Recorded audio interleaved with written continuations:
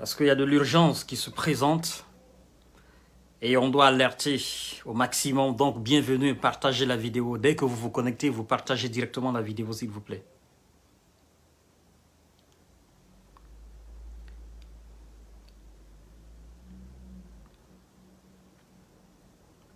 Dès que vous vous connectez, vous partagez la vidéo.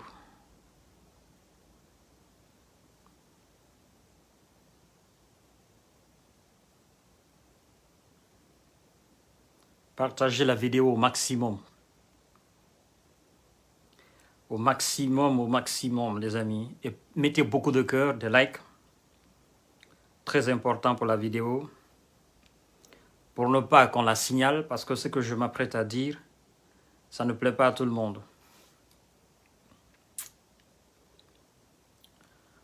Ça ne plaît pas à tout le monde, les amis. Donc, partagez la vidéo, s'il vous plaît.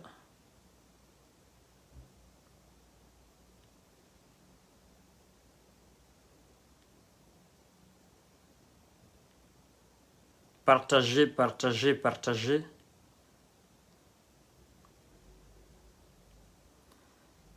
Dès que vous vous connectez, vous partagez. C'est ça l'objectif. L'objectif est de partager au maximum pour alerter un maximum de personnes. Voilà. Partagez, les amis. Partagez le live. Magnifique.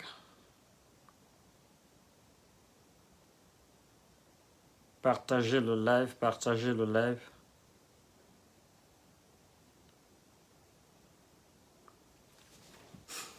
Ceux qui veulent entendre la vérité, venez sur cette page. Abonnez-vous ici. Vous venez ici et vous allez écouter la vérité. Par contre, ceux qui sont en manque de raisonnement, ceux qui sont en manque d'intelligence, je peux aussi vous inviter à venir écouter la vérité.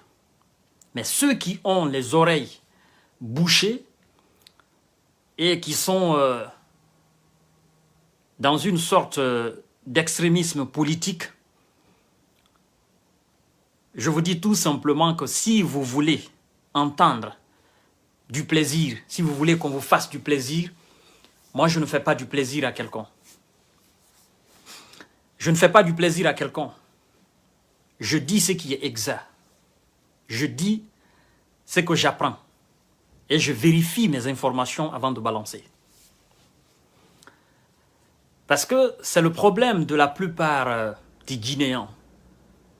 Ils aiment nier. Ils aiment dire c'est faux. Tu es un menteur.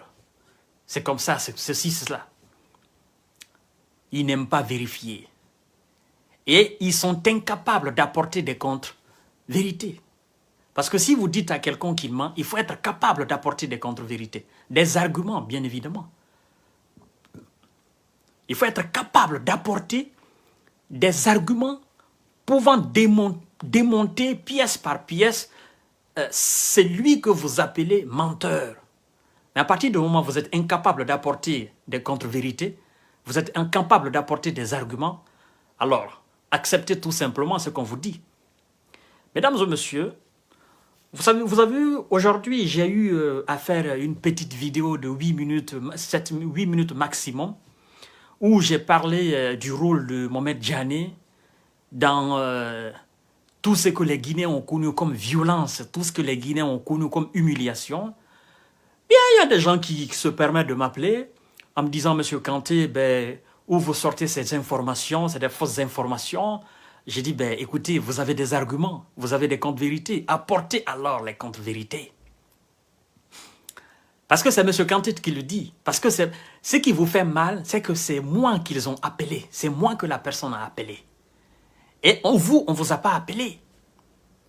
C'est ce qui vous fait mal. Ce qui vous fait mal, c'est que je sois appelé M. Kanté et que je sois capable de dire de telles choses. Si les gens passent par moi, si les gens viennent vers moi, me disent la vérité, m'apporte des informations et que je prenne la peine de vérifier la véracité de ces informations et qu'après vérification, je balance ces informations sur ma page, pourquoi ça vous surprend autant? Pourquoi ça vous fait mal autant? Mais je comprends bien. Mesdames et messieurs, regardez, après toutes mes vidéos, les gens qui viennent pour critiquer, les gens qui viennent pour insulter, les gens qui viennent me traiter de tous les noms, la plupart, quand tu regardes les patronymes, ben, c'est des patronymes de la Haute-Guinée. Ça ne me surprend pas. Parce que c'est des gens qui vivent dans l'ignorance. C'est des gens qui veulent masquer. C'est des gens qui veulent protéger le mensonge. C'est des gens aujourd'hui qui ont pris une certaine forme de réconciliateur.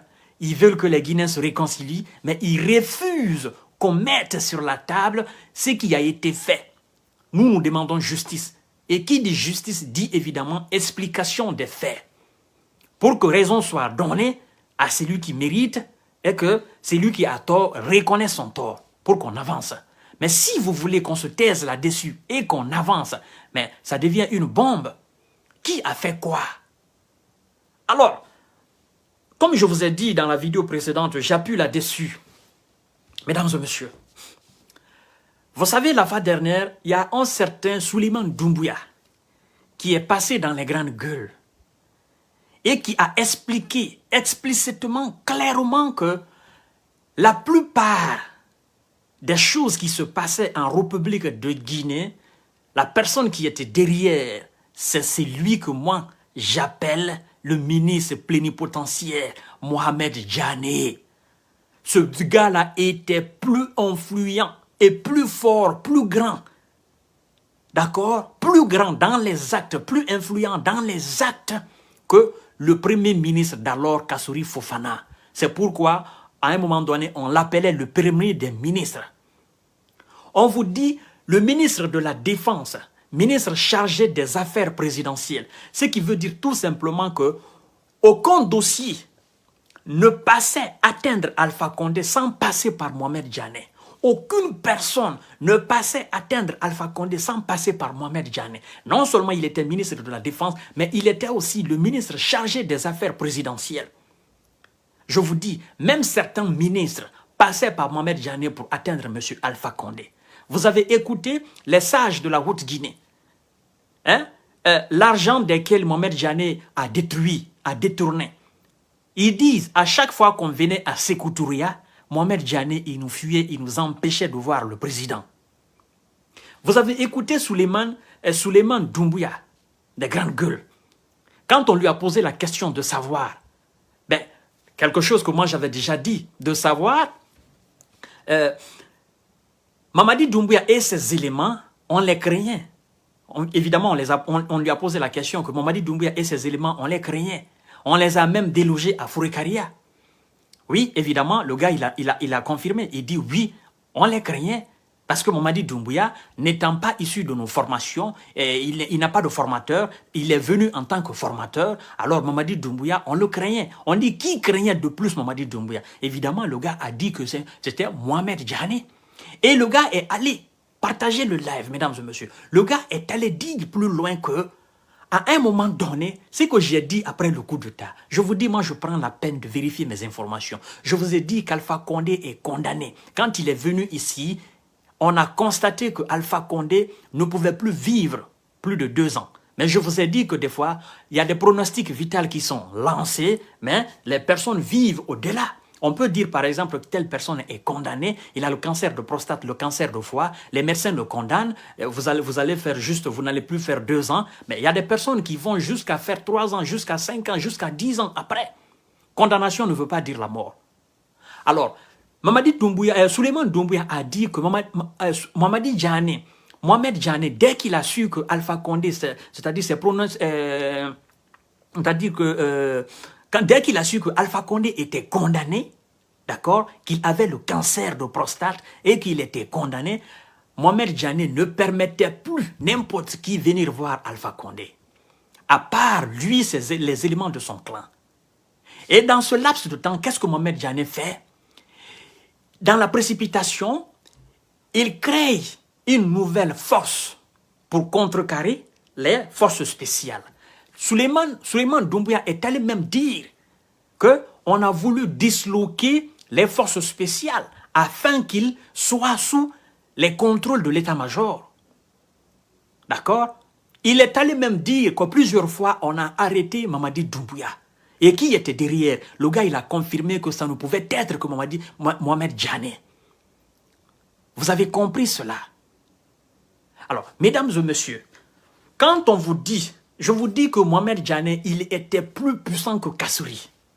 Mais ce qui trompe la plupart des Guinéens, c'est que ce monsieur, quand tu le vois et que tu entends ce qu'il fait, tu ne peux pas dire, tu peux pas croire, tu vas dire que c'est faux.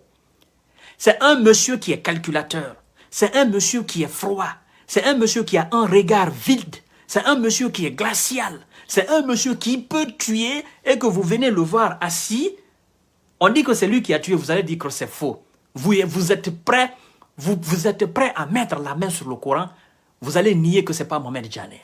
C'est un monsieur qui est calme. Mais au fond de lui, ce monsieur-là, c'est un calculateur fin. C'est un calculateur fin. Le gars me dit, monsieur Kanté, ce que je suis en train de dire, c'est la vérité. Et il me dit, le passage de Souleymane Doumbouya dans les zones des grandes gueules, Souleymane Doumbouya n'a pas dit tout. Il en sait plus qu'il n'a dit. C'est-à-dire que Souleymane Doumbouya a dit peu. Pourtant, il sait beaucoup de la situation. Il dit, monsieur Kanté, je ne vais pas vous mentir, Mohamed Djane, c'est un assoiffé du pouvoir.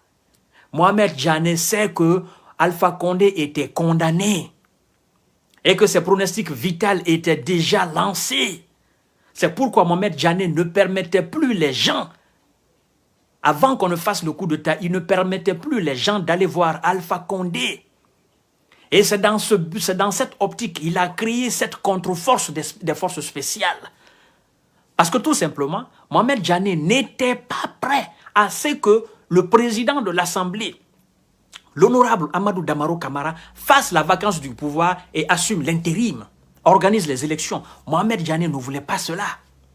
Le monsieur va très loin. Il me dit, monsieur Kanté, je vous jure sur tout ce qui m'est cher. Je vous jure sur tout ce qui m'est cher. Il dit, le soi-disant attaque contre la délégation de Kassouri en Moyenne-Guinée. Il dit, c'est Mohamed Djane qui est à la base. Il dit, l'arrêt de CDD à Toukoudou, Mohamed Djane, il est à la base. Mais pourquoi vous ne voulez pas entendre cela? Pourquoi? Cela vous surprend que Mohamed Djane soit à la base de cela? Pourquoi vous n'avez pas traité Souleymane Doumbouya qui est passé dans les zones des grandes gueules de menteurs? Pourquoi? Vous avez entendu encore un certain shérif, monsieur Shérif, la fois dernière dans les grandes gueules, d'accord, qui était représentant des PMU Guinée Games et tout ça là, qui était en conflit avec Mohamed Djane. Mohamed Djane avait le contrôle sur tout, il avait les yeux partout. Pourtant, ce n'était pas lui le premier ministre. Il y avait un premier ministre du gouvernement. Il dit, tout ce qui s'est passé en Haute-Guinée, toutes les manifestations là, ce monsieur-là, il était à la base de tout. Il va très loin, il me dit, monsieur Kanté, si je vous dis que c'est ce monsieur qui a ordonné qu'on assiège le domicile de CDD, vous pouvez croire?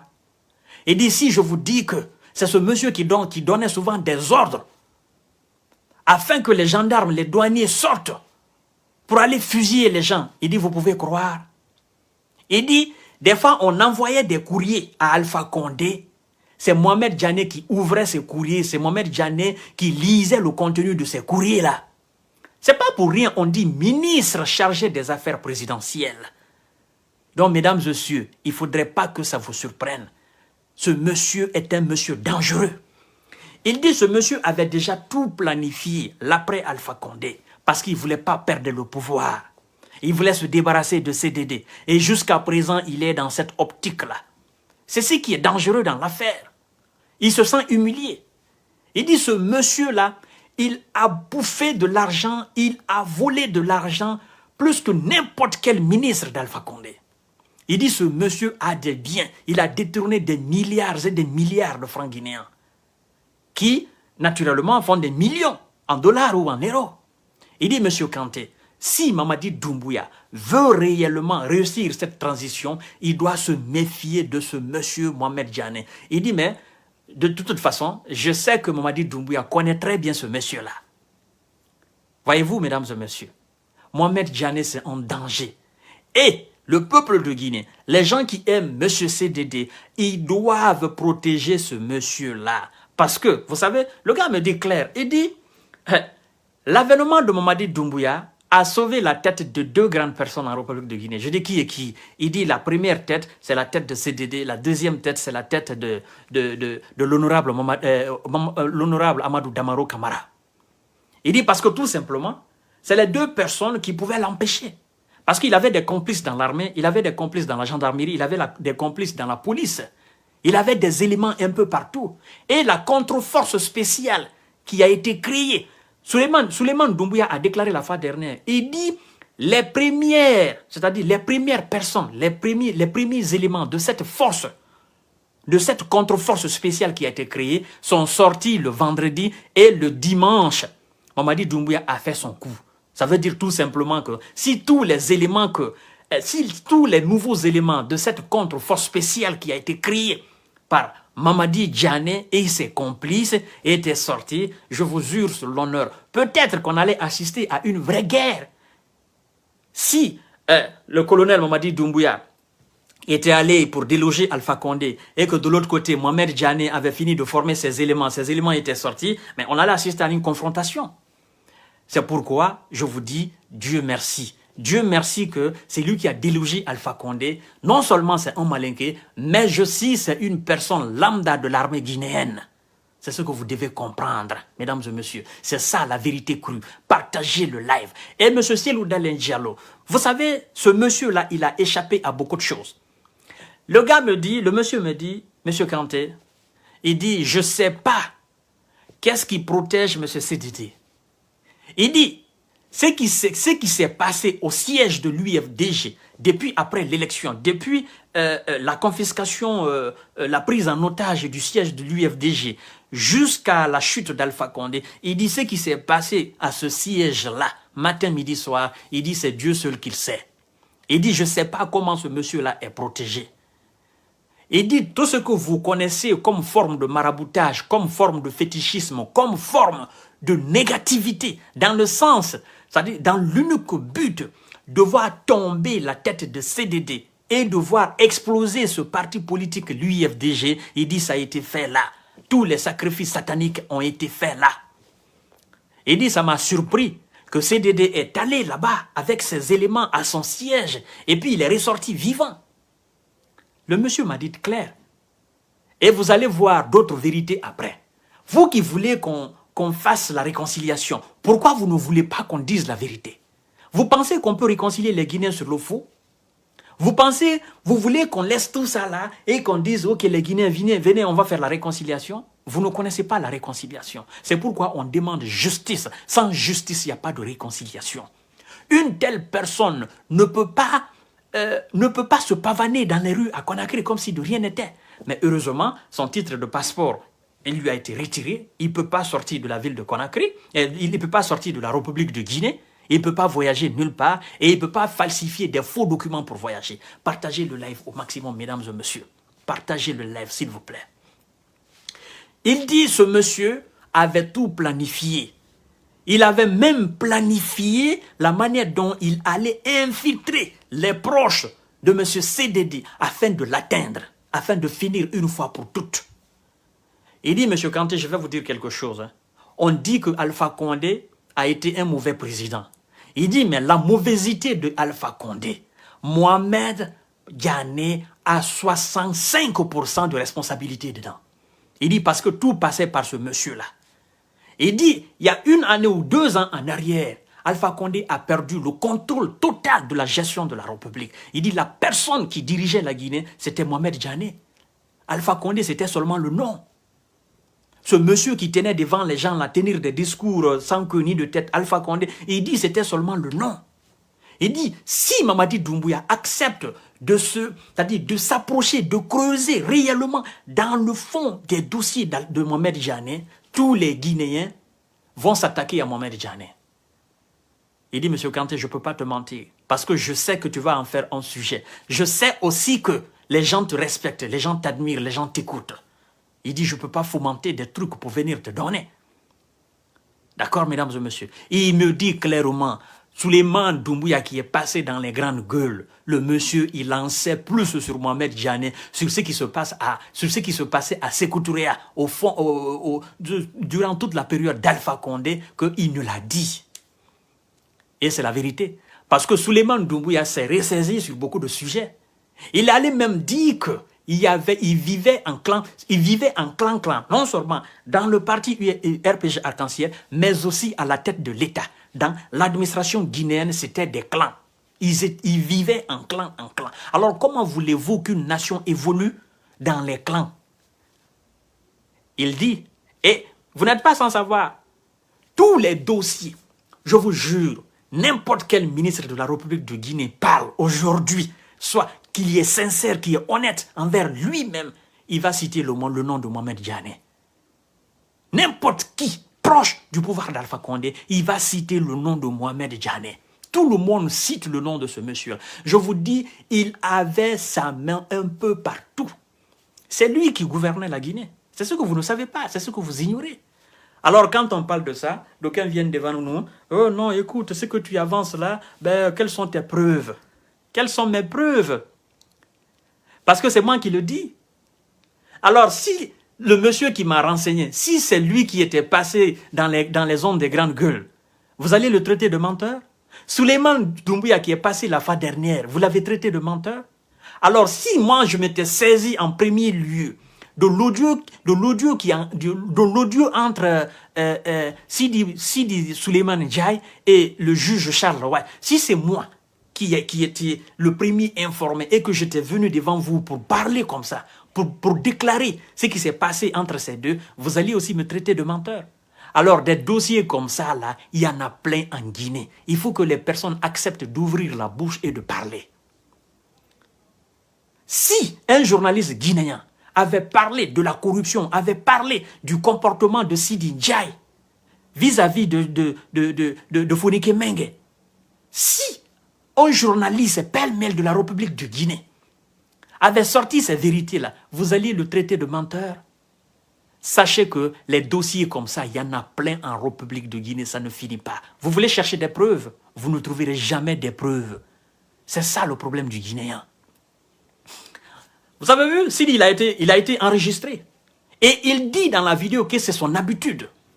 Quelqu'un qui dit que c'est son habitude, qu'à partir du moment où on le confie un dossier, il vient vers le juge. Il dit que c'est son habitude. Alors, Sidi Ndiaye, il a traité combien comme ça? Mohamed Djane, il a manigancé les dossiers. Il a traité combien de dossiers comme ça? J'étais plein. Vous n'allez jamais trouver des preuves. C'est quand ces gens-là parlent que vous allez entendre. C'est ça votre problème. Vous êtes aveuglés. Et vous supportez ces gens-là. Vous voulez que nous les pardonnons. On ne peut pas les pardonner sur le mensonge. Non. On ne peut pas se taire sur le mensonge. Moi, en tout cas, Kanté, même si demain, quelqu'un d'autre m'appelle, qui est crédible, qui me parle, et que je prends le temps de vérifier l'information, je vais vous en parler. Ça, c'est clair et net. Et rien ne va m'empêcher à le faire. Partagez le live. Et quand je dis qu'il faut protéger CDD, il faut le protéger. Parce que ces gens-là, aujourd'hui, surtout le clan de Mohamed Djane, il se dit aujourd'hui que non, il ne peut pas se permettre de laisser CDD devenir président en République de Guinée. Et qu'il faut se débarrasser de lui par toutes les manières. Par tous les moyens possibles, il faut se débarrasser de lui. C'est pourquoi je vous dis de protéger M. CDD. Et quand le monsieur me dit que M. Kanté, il faudrait que les éléments de l'UFDG et de l'ANAD fassent très attention de toutes ces personnes qui vont débarquer dans leur parti politique, surtout ceux qui viendront du RPG Arc-en-Ciel ou ceux qui viendront des proches, des proches du RPG Arc-en-Ciel, il faut qu'ils se méfient d'eux. C'est très important ce qu'il a dit. Il faut qu'ils se méfient d'eux. Parce qu'ils viennent dans quelle intention? On ne sait pas qui ils sont. Ils viendront peut-être au siège de l'UFDG ou au domicile de CD pour le saluer. Et on sait aujourd'hui, avec la technique et la technologie, la manière dont on peut empoisonner quelqu'un, la manière dont on peut en finir avec quelqu'un, même la simple salutation, ça peut contaminer quelqu'un. Le simple contact peut éliminer quelqu'un. On sait cela. Alors, mesdames et messieurs, vous partagez le live, on va avancer. Alors, quand on parle de Mohamed Diané, il ne faudrait pas que d'aucuns se fâchent, parce que tout simplement, vous n'avez pas d'éléments concrets. Vous n'avez pas d'éléments concrets du moins, pour venir nous contredire. Tout ce que vous pouvez faire, c'est d'insulter. Mais nous avançons. Vous voulez qu'on se taise là-dessus? On ne peut pas se taire là-dessus. On veut en parler, finir avec. Et si on doit faire la réconciliation, qu'on fasse une réconciliation nationale. Mais on ne peut pas faire de la réconciliation avec des bandits, des délinquants, des destructeurs d'âmes en Guinée. On ne peut pas. Il faut qu'on en parle. Qu'est-ce qu'ils ont fait? C'est ce qui est important. Qu'est-ce qu'ils ont fait? Alors, partagez le live au maximum de partage, mesdames et messieurs.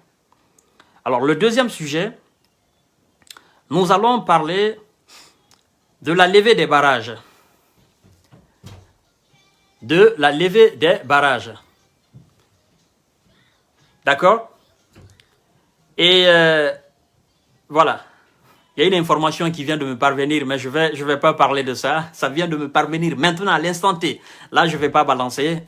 Je vais prendre le temps d'analyser cela et de vérifier la véracité de cette information. Malgré que je crois, bien vrai que je crois à la personne, mais je vais prendre le temps de vérifier la véracité de l'information avant de venir devant vous pour vous parler. Vous savez, on a demandé,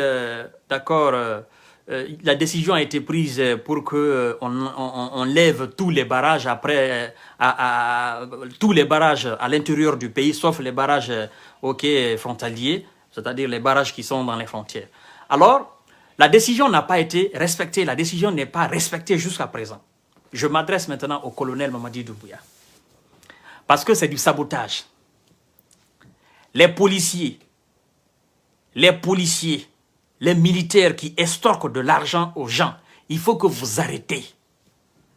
On dit que c'est un nouveau départ, surtout la police. Il faut que vous arrêtez. Vous voulez saboter cette transition, c'est pas bon. Vous voulez nuire à la bonne volonté, vous voulez casser la bonne volonté du colonel Mamadi Doumbouya. C'est pas bon. Vous voulez un affront, c'est pas bon. Arrêtez. Appliquez la décision. Arrêtez de fatiguer les gens. Les chauffeurs se plaignent. Nous allons faire rapidement une lecture de ce fait. On dit la levée des barrages. La décision n'est pas appliquée. Se plaignent des chauffeurs. Alors ça, c'est pour le colonel Mamadi Doumbouya, pour qu'il comprenne, et je sais qu'il me suit quelque part. On dit, c'est avec un grand soulagement que les chauffeurs qui font le transport interurbain ont accueilli la levée de tous les barrages, ne se trouvant pas au niveau des frontières. Mais quelques jours seulement après l'annonce de cette décision, certains d'entre eux commencent à déchanter, après avoir constaté que la mesure n'est pas effective sur le terrain. Certains barrages ont été effectivement levés, mais d'autres sont encore maintenus. Une décision que dénonce Maître Alpha Oumar Garambé Diallo, un chauffeur en provenance de Conakry, rencontré à la gare routière de l'Abbé par le correspondant de Guinée Matin dans une ville, dans la ville. Selon lui, les agents qui se trouvent au niveau de ces barrages continuent de racketter les transporteurs. Ça, c'est pour Mamadi Doumbouya, le colonel, pour qu'il sache réellement quels sont les éléments. Parce qu'ils nous ont demandé, la population, de les aider. La population doit dénoncer. Alors, vu que ces gens-là sont moins entendus, moi, je me suis saisi du dossier. Je dis, je vais lancer ça sur ma page pour que le colonel comprenne que ces gens-là, ils n'ont pas encore compris. Et s'il doit envoyer des éléments, que ces éléments partent là-bas pour déloger ces gens-là. On dit, c'est une situation que nous ne comprenons pas. À partir du moment où les nouvelles autorités ont annoncé la suppression des barrages, excepté ceux qui se trouvent au niveau des frontières, je m'attendais à la disparition totale de ces barrages. Mais le constat est tout autre. Entre Kindia et Mamou, nous avons trouvé 3 barrages. Au premier barrage, les agents m'ont réclamé de l'argent. Je leur ai demandé pourquoi eux. ils n'ont pas enlevé ce barrage, alors que les nouvelles autorités ont annoncé la suppression de tous les barrages. L'agent ne m'a pas répondu, il m'a tout simplement dit que je dois lui donner de l'argent pour la levée du barrage. Je lui ai donné 5 000 francs pour passer. Mes collègues chauffeurs qui étaient derrière moi ont été contraints à faire la même chose. Ça, c'est pour le colonel. Ça, c'est pour le colonel. Il dit, au niveau du second barrage, toujours entre Kindia et Mamou, le constat était le même. Mais là, malgré l'insistance des agents, j'ai forcé la situation sans m'arrêter. Au troisième barrage situé entre Kindia et Marina Wula, les agents m'ont sommé aussi de m'arrêter. Là également, je n'ai pas voulu obtempérer parce que je me suis dit que rien ne justifie l'existence de cet autre barrage. Mais quelques minutes après mon passage, c'est un agent que je vois derrière moi sur une moto. Il est venu se garer devant moi pour me demander de me retourner. Lorsque nous sommes arrivés à leur base, ils m'ont demandé de leur présenter mes papiers. C'est ce que j'ai fait. Après, le responsable me demande de payer de l'argent pour non-respect des consignes de sécurité. D'accord? J'ai dit que dans tout le pays, les barrages sont supprimés, excepté ceux des frontières. Cela l'a irrité. Il m'a dit, si c'est ce que je crois, voilà, je vais pas passer. Après plusieurs minutes de tractation, ils ont finalement coupé un reçu de 140 000 francs pour me permettre, pour me remettre de moins. Je ne compte pas payer cet argent, malgré le fait qu'ils détiennent mes papiers, car je considère cela comme une arnaque. C'est vraiment difficile ce que nous traversons, nous chauffeurs, sur la route avec mes agents. Avec ces agents arnaqueurs, il faut que les nouvelles autorités nous viennent en aide. Il ne suffit pas seulement de prendre une décision, il faut aussi veiller à son application, à lancer Maître Alpha Oumar Garambe Diallo, chauffeur sur la ligne Conakry-Labé. Alors ça c'est pour monsieur, son excellence, le président de la République, colonel Mamadi Doumbouya. Pour que, vous avez dit que nous devons dénoncer. Alors là, moi je suis maintenant dans la dénonciation. J'ai vu ça, je suis en train aujourd'hui de feuilleter les informations. J'ai vu ça, je dis ok, ça c'est de l'aubaine. Je vais naturellement parler de ça parce que ces gens-là doivent cesser d'extorquer de l'argent. Ils doivent cesser de racketter. C'est du sabotage pur et simple du colonel et de ses éléments des forces spéciales, tout simplement, et de l'armée guinéenne. On vous a dit d'arrêter de racketter.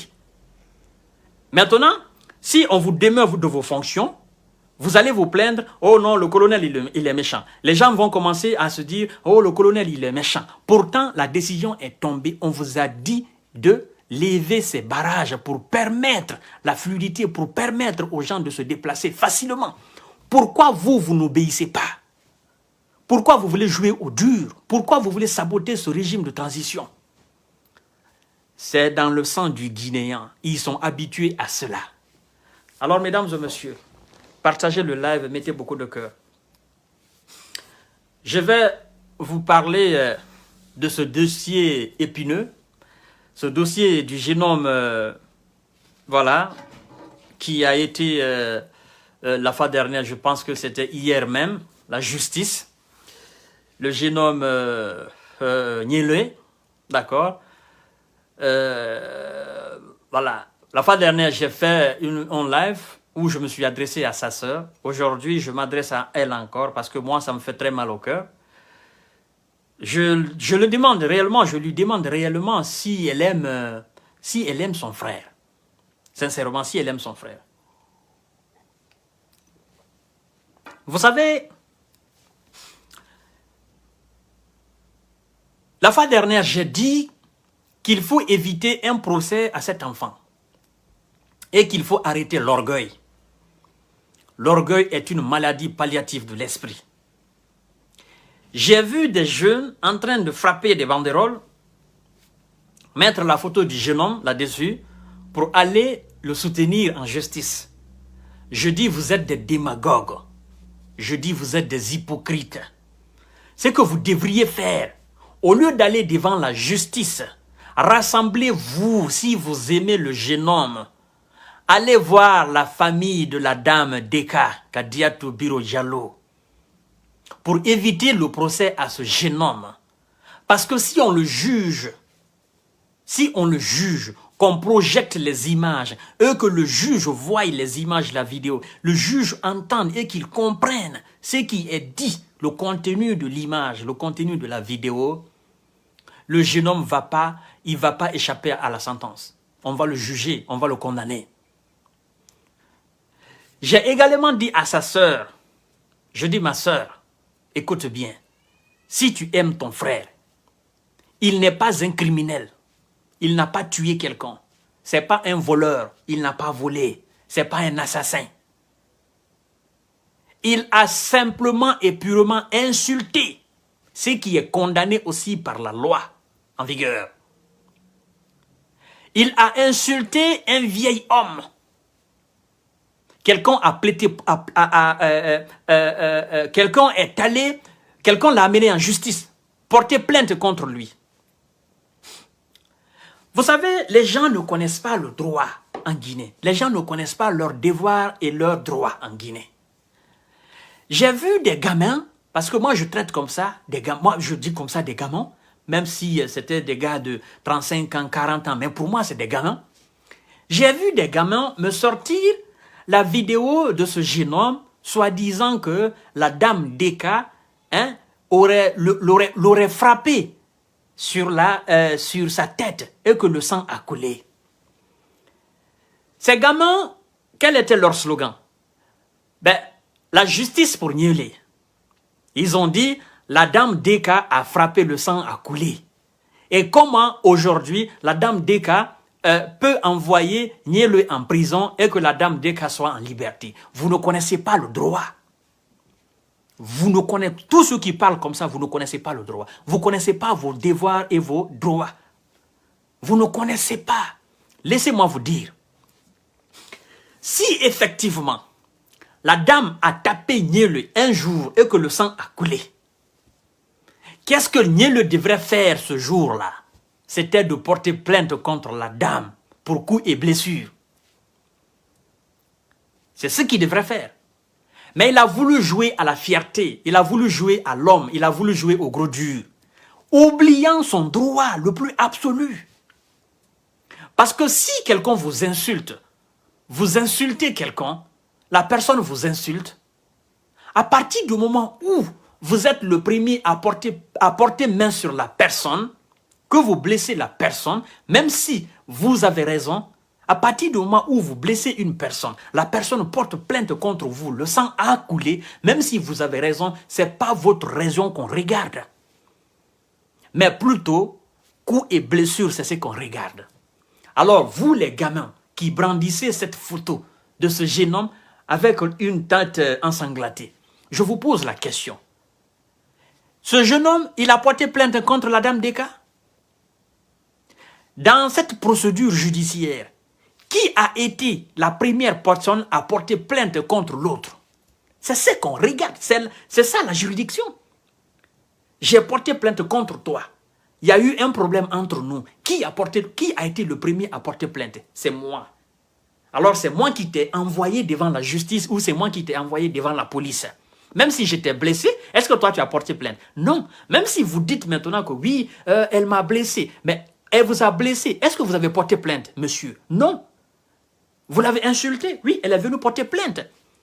C'est l'injure, là, on va vous juger, on prendra l'affaire d'injure, on ne va pas prendre l'affaire de blessure. C'est ce que vous devez comprendre. Si Niélé avait porté plainte contre la dame Deka pour coups et blessures, on allait juger la dame Deka pour coups et blessures. On n'allait pas regarder maintenant le fait que Niélé est insulté. Le papa de la dame. C'est ce que vous n'avez pas compris. Je vous ai dit, faites la lecture, lisez, vous allez connaître vos droits et vos devoirs, mais vous refusez de le faire. Demandez alors les avocats, ils vont vous apprendre. Ma soeur, je t'ai dit, il faut éviter un procès à ton frère. Tu n'as pas compris. Tu as voulu jouer à la grosse tête. Tu as voulu jouer à la fierté. Mais tu sais, la condamnation, pour que la condamnation échappe à ton frère, il faut un miracle. Il faut vraiment que la justice guinéenne soit une justice clémente. Peut-être que la clémence de la justice, ça va jouer au niveau de la sentence. Sentence, 6 mois de prison, 1 année de prison, 2 ans de prison, ou 2 mois de prison. Mais dire que ça va casser, la justice va tout simplement libérer ton jeune frère, il ne faut même pas rêver à cela. C'est pourquoi je t'ai dit, quand tu as suivi ma première vidéo, je t'ai dit, prends tous ces éléments qui sont derrière vous aujourd'hui pour soutenir ton jeune frère. Prends tous ces gens-là, allez-y dans la famille de DK, de Monsieur Biro Diallo. Allez-y dans sa famille, allez demander pardon pour éviter un procès à ton jeune frère, si tu l'aimes vraiment. Tu n'as pas voulu faire cela. C'est dangereux. L'orgueil, c'est pas bon, c'est dangereux. Et si aujourd'hui ton jeune frère est en prison, tu ne diras pas que les Guinéens ne t'ont pas aidé. Moi, de mon côté, je t'ai aidé. Parce que je t'ai donné la voie à suivre, je t'ai expliqué la voie à suivre. Je suis conscient que ton jeune frère l'a insulté, mais cela ne va pas m'empêcher de t'aider dans les procédures. Et de ma manière, je t'ai aidé dans la procédure. Je t'ai dit, évite un procès à ton jeune frère. Ce que tu dois faire, c'est ça, c'est ça, c'est ça, c'est ça, c'est ça. Tu n'as pas suivi. Après, tu diras, les gens sont contre vous. Mais ce n'est pas tout le monde qui est contre vous. N'est-ce pas? Il faut savoir cela. Ce n'est pas tous les Guinéens qui sont contre vous. D'ailleurs, personne n'est contre vous. Vous avez mis les gens dans votre dos. C'est ça. Et vous avez reçu les conseils qu'il vous faut. Mais vous n'avez pas écouté. Parce que jusqu'à la dernière minute, quand votre avocat a fait appel, jusqu'à ce moment, on pouvait encore trouver une solution à l'amiable. Vous avez refusé cela. Vous avez voulu jouer au dur. Vous avez voulu jouer à la grosse tête. Tu as pensé que faire les émissions sur les réseaux sociaux, ça va t'apporter quelque chose, ça va apporter quelque chose à ton jeune frère. C'est pas ça la juridiction, c'est pas ça la loi. Et aujourd'hui ou demain, si le petit est condamné, c'est lui seul qui ira en prison. Toi qui es sa sœur, là, tu ne vas pas l'accompagner en prison. Tu ne vas pas dire, écoutez, on t'a donné 1 année de prison, bon, tu vas faire 6 mois en prison, après moi je vais faire autre 6 mois. Tu ne vas pas faire cela. Et quel a été ton effort pour sortir ton jeune frère là? Tu penses que prendre un avocat, ça suffit? Non. L'avocat ne pourra pas innocenter ton jeune frère, parce que le juge est conscient de ce qui a été dit.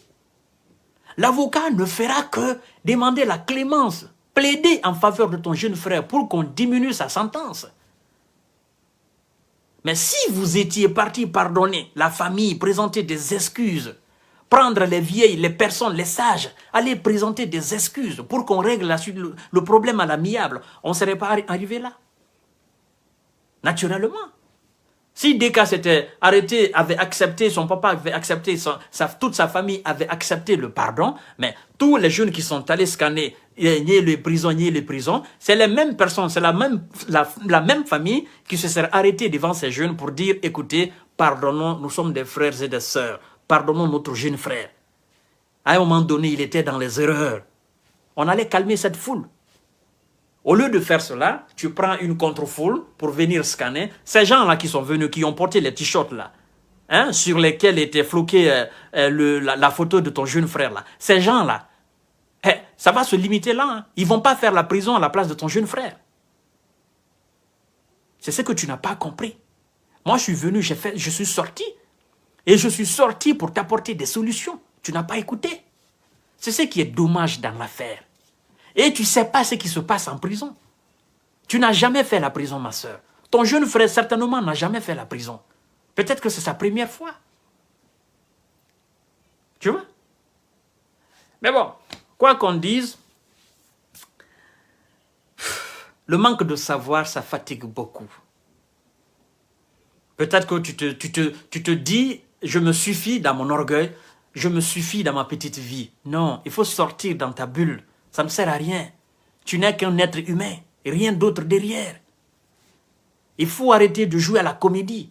Là se joue la vie de ton jeune frère. Tu sais, quand il sera condamné à 1 année de prison, tu sais qu'est-ce qu'il va vivre là-bas? Tu sais quand il va sortir, comment il sera? Tu as vu la manière dont les prisonniers ont été traités? Tu sais comment l'esprit, le cerveau humain conçoit la prison? Tu sais ce qui se passe en prison? Il fallait faire tout possible pour éviter un procès à ton jeune frère. Mais ce qui me fait mal dans cette affaire, c'est que je me demande, ces deux enfants-là, ils sont les seuls dans leur famille? Il n'y a pas d'oncle, il n'y a pas de tante, il n'y a pas de grand frère, il n'y a rien de tout ça, il n'y a pas de cousin, il n'y a pas de neveu. Toute la famille ne s'est pas levée pour s'impliquer dedans, pour aller demander pardon, présenter pardon. Ce sont seulement les deux qui vivent. Alors si vous êtes deux seulement dans votre famille, c'est franchement misérable, c'est franchement pitoyable. Et c'est raison pour laquelle moi je suis venu t'expliquer ce que tu dois suivre. Parce que j'ai constaté que c'est toi seul qui parlais, c'est toi seul qui te débattais pour la libération de ton frère. Alors désemparé, dans cet état, parce que j'ai vu que tu étais désemparé, je me suis dit, écoute, je n'aime pas trop parler des autres. D'accord? Moi, mon problème, c'est l'État. Mon problème, c'est le système de gouvernance. Mais si je peux t'apporter quelque chose en t'expliquant ce que tu dois faire, je dis alors je me fais le devoir. Ce jour-là même, il y a des gens qui m'ont dit, écoute, monsieur Kanté, il ne faut pas mettre ta bouche là-dedans parce qu'elle va t'insulter. Je dis non, c'est une sœur. Je vais justement essayer de l'apporter des solutions juridiquement, ce qu'elle doit faire pour éviter un procès à son jeune frère. C'est ce que j'ai fait. Et c'est ce que je suis en train de faire aujourd'hui. Mais peut-être il est trop tard, parce qu'après ils vont prendre la décision. Et si le juge prend la décision qu'il condamne le jeune, ben, c'est fini, il n'y aura plus d'appel. Il va aller en prison. Tu vois, moi je suis quelqu'un, c'est vrai, des fois je suis... des fois je rejette certaines choses, mais des fois je comprends aussi des gens. Je suis comme ça. Je suis à la fois un dur à cuire, à la fois quelqu'un qui est très sensible. C'est ça mon problème. Je peux être dur et je peux aussi être sensible à une situation. Parce que si je fais l'analyse de ces deux enfants sous le régime d'Alpha Condé, je me dirais il ne faut pas avoir pitié. Mais si je fais l'analyse aujourd'hui après Alpha Condé, je me dis non, c'est pas possible, on ne peut pas les laisser comme ça. Il faut que quelqu'un vienne au moins au secours, il faut qu'on fasse quelque chose. Ma soeur, si moi j'étais en Guinée, sincèrement, je t'aurais cherché. Je t'aurais dit, écoute, arrête ces émissions-là. Allons, on va demander pardon aux vieux pour éviter la prison à ton jeune frère. Ça ne sert à rien, arrête l'orgueil. Je me serais déplacé, aller dans ta propre famille pour te dire, écoute, évite ça, c'est pas bon. Parce que je suis conscient que si le juge voit qu'on projette l'image au tribunal et que le juge voit qu'il entende ce qui a été dit comme injure, je pense qu'il va condamner le petit. Et pour éviter tout ça là, je t'aurais pris, on serait parti avec quelques sages, demander pardon à la famille. Et l'affaire serait réglée aujourd'hui à l'amiable. On aurait évité la justice. On aurait tout simplement demandé pardon à la République de Guinée. Et toutes les personnes que vous avez offensées, toutes les personnes que le jeune homme a offensées. Toi-même, tu as vu, ton jeune frère, il a présenté ses excuses au tribunal. Les avocats l'ont dit, écoute, ça là, on ne peut pas te libérer définitivement, mais il faut demander pardon. Il a compris à la fin qu'il faut demander pardon. C'est ce qu'il a fait, il a présenté des excuses. Et c'est ce que moi je t'ai conseillé. Bien avant que le 21 arrive, c'est ce que je t'ai conseillé, mais tu n'as pas compris. Après, on nous traite de mauvais et tout ça, mais quand on parle aux gens, ils ne comprennent pas. C'est ça. Nous sommes en politique, ça ne fait pas de nous des ennemis. Ok? Moi, je ne te considère même pas comme une adversaire. Toi et ton frère, je ne vous considère même pas comme des adversaires. Je dis simplement que vous êtes des innocents qui ont été enrôlés dans une sorte de folie d'extrémisme politique. Vous avez été à un moment donné, on vous a fait à un moment donné un lavage de cerveau et puis vous vous êtes vu dans une folie de grandeur, et puis voilà, ça a dégénéré, vous ne saviez plus comment se contrôler, et les gens que vous supportez, ces gens ne vous ont jamais aimé. Ils se sont servis de vous, ils vous ont applaudi. Ils se sont dit, ben écoutez, on va les amplifier, ils vont faire plus. Ces gens-là, ils sont où aujourd'hui? Kassori, il ne peut rien faire pour vous. Mohamed Jané, encore moins. Sidi Ndiaye, il ne peut rien. C'est lui qui condamnait les gens, il ne peut rien. D'accord? Les Baïdi Haribo, ils peuvent absolument rien aujourd'hui. Les blogueurs qui vous soutenaient sur la toile, là, ils peuvent rien aujourd'hui. Eux, ils ont même peur de rentrer en Guinée. Vous êtes avec votre petite famille et vous n'avez que les yeux pour pleurer aujourd'hui. C'est ça. C'est ce qui est dommage. Bon, mesdames et messieurs, moi je vous laisse parce que ça finit pas. Et Inch'Allah, à demain, vous partagerez au maximum la vidéo. Et on se capte demain. Et vous prendrez bien soin de vous. Bye bye. Merci beaucoup.